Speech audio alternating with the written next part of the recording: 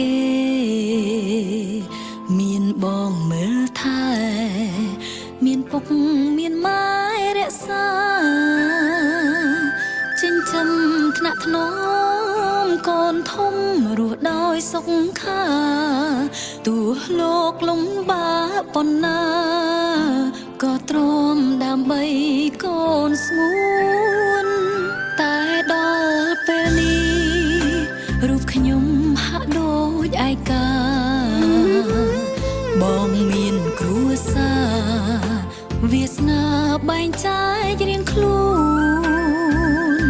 ពុកម៉ែក៏ចាំសុខភាពលោកមិនមាំមួនកូនមិនសូវថែទួ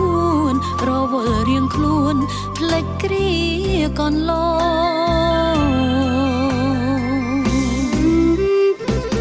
ពុកម៉ែចាស់ហើយចង់ឲ្យកូនមកក្បែរដឹងគុណពុកម៉ែ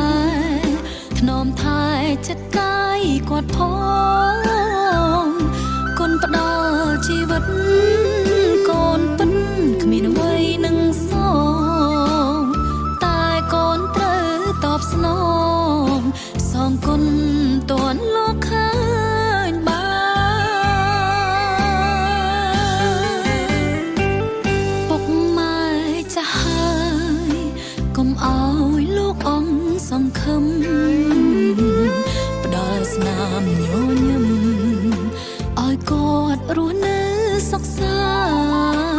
ន្តពុកម៉ែចាស់ហើយគួរគិតលោកទាំងពីរប្រាណកុំចាំដល់លោកចាក់ឋានទើបយំបោកប្រាណហើយនឹកស្ដាយក្រោ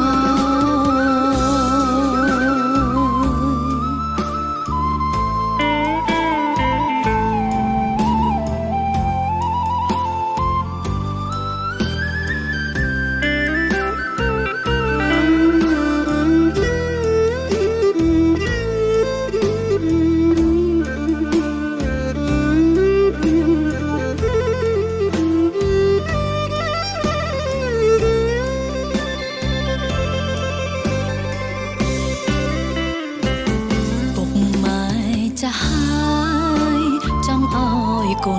នមកក្បែរដឹងគុណពុកម៉ែថ្នមថែចិត្តកាយគាត់ផងគុណផ្ដល់ជីវិតកូនពិតគ្មានអ្វីនឹងសងតែកូនត្រូវតបស្នងសងគុណតួនលោកឃើ